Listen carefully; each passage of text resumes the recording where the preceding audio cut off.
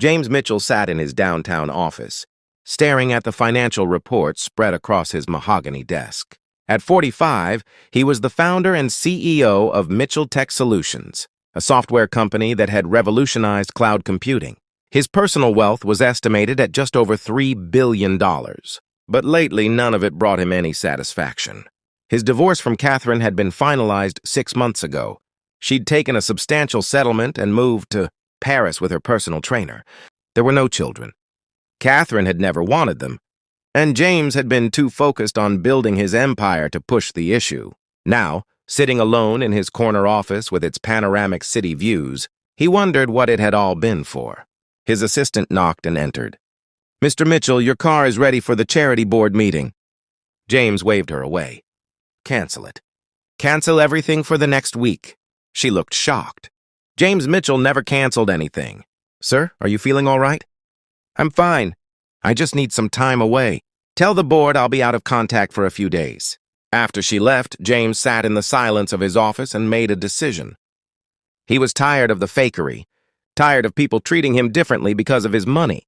He wanted to know what it felt like to be ordinary, to interact with people who had no idea who he was. He went home to his penthouse and changed into clothes he'd never worn: jeans from a department store, a plain flannel shirt, and worn work boots he'd bought once for a photo op at a construction site.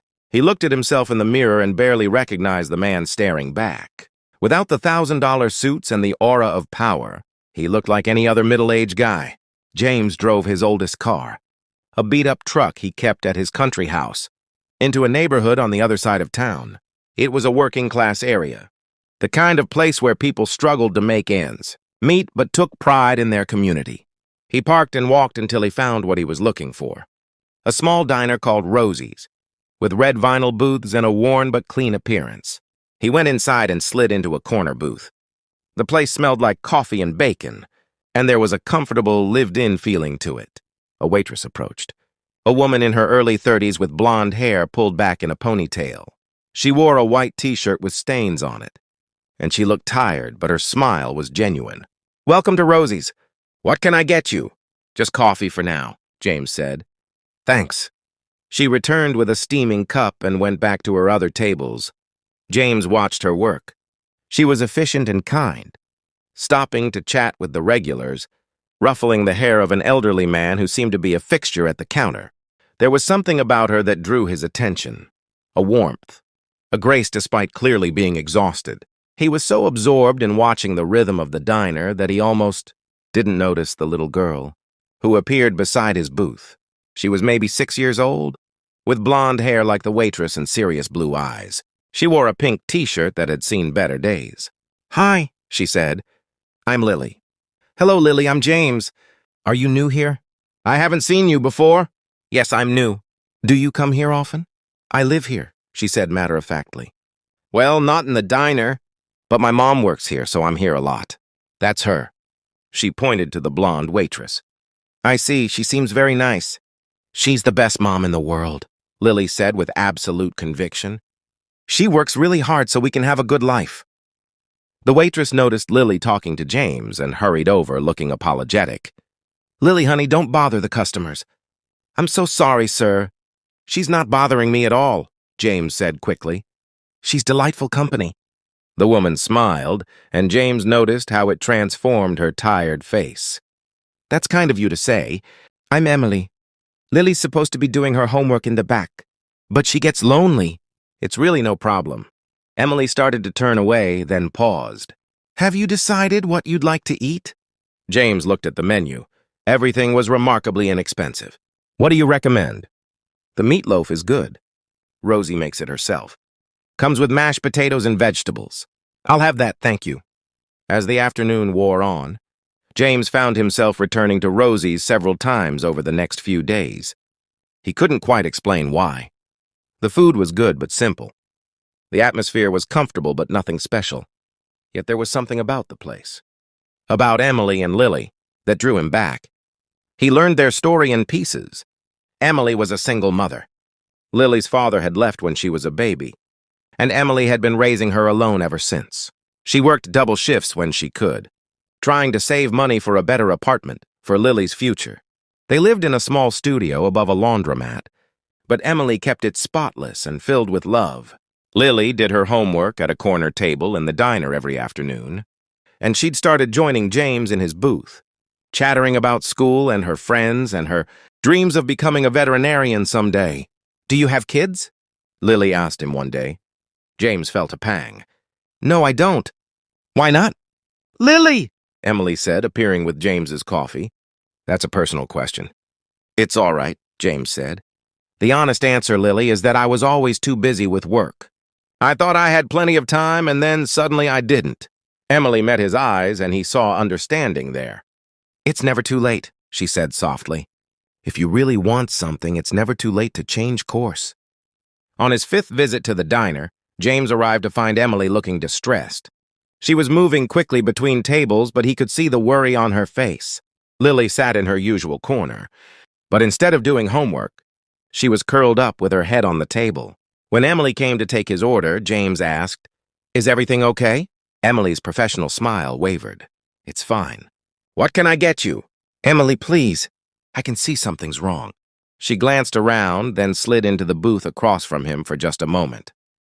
"It's Lily. She's not feeling well. She's been running a fever for 2 days, and I think I need to take her to the doctor. But I don't have health insurance right now, and the urgent care clinic wants payment up front, and I don't get paid until Friday." And she stopped, looking embarrassed. "I'm sorry."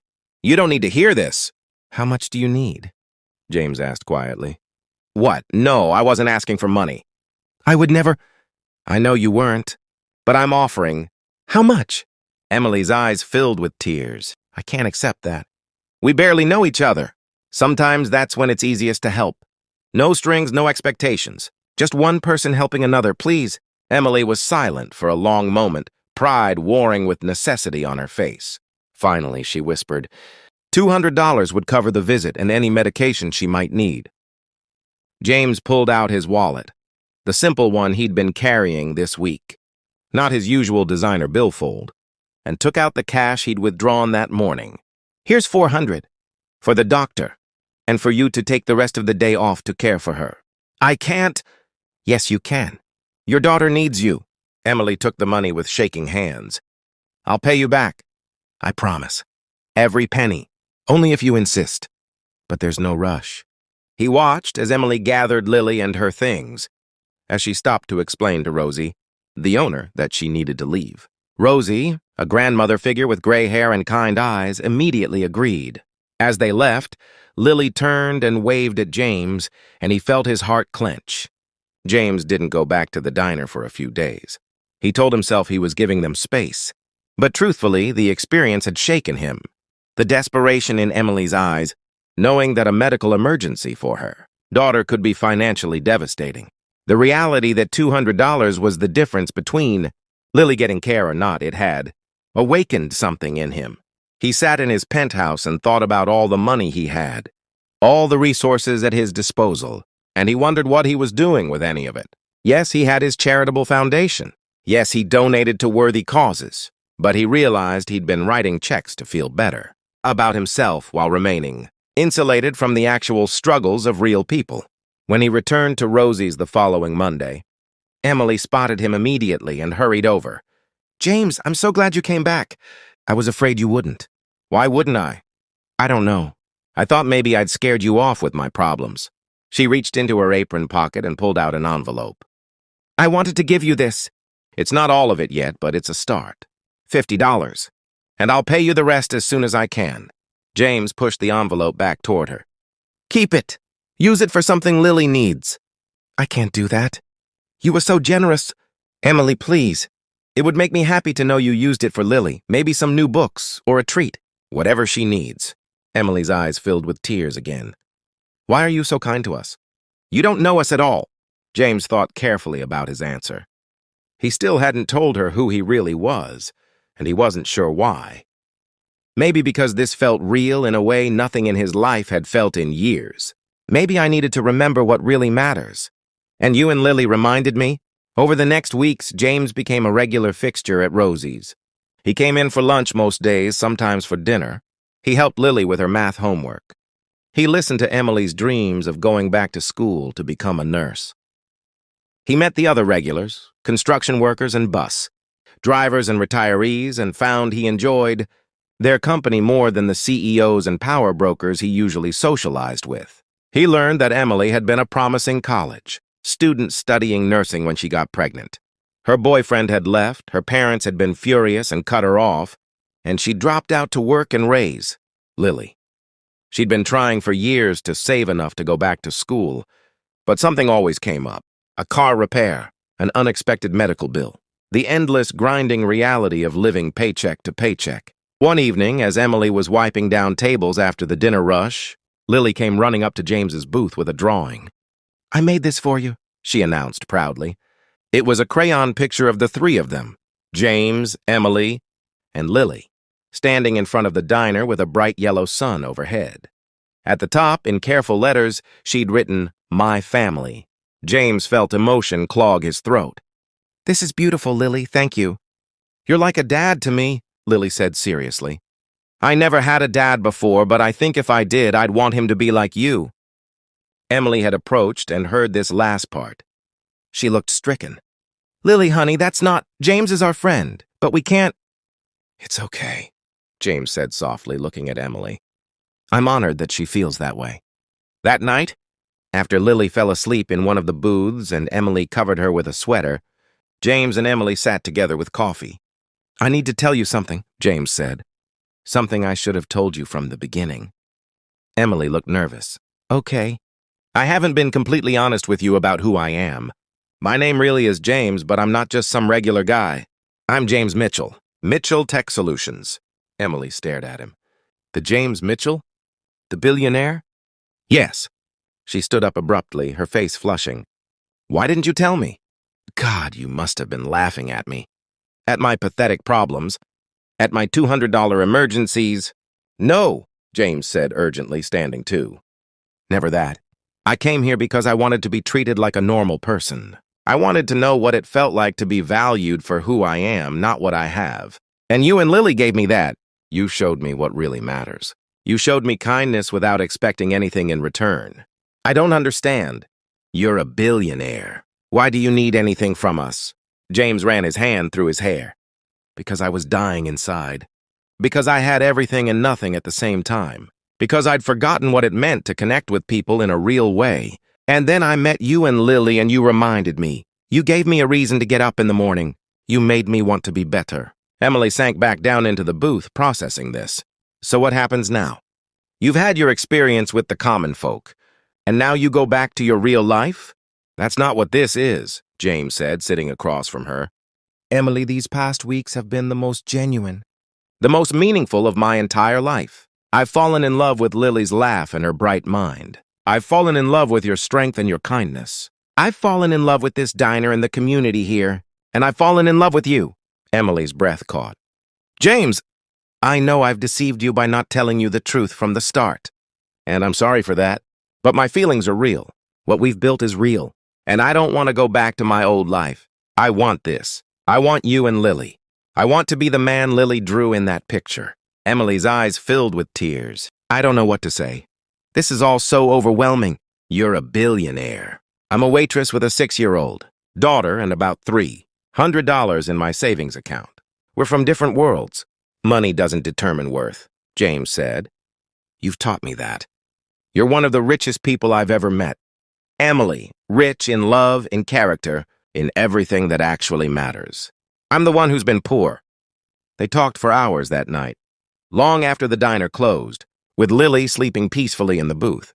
Emily shared her fears, that he would get bored of their simple life, that he would hurt Lily, that she wasn't sophisticated enough for his world. James listened and addressed each concern with patience and honesty. "I'm not asking you to join my world," he said. "I'm asking if I can be part of yours. And maybe together we can build something new, something better." The relationship didn't develop quickly. Emily was cautious, protective of herself and especially of Lily. But James was patient. He continued to come to the diner. He met Emily's friends, the ones who'd stood by her when her family hadn't. He proved through consistent action over months that he was serious. He used his resources thoughtfully. He set up a trust fund for Lily's education, but he didn't overwhelm them with money.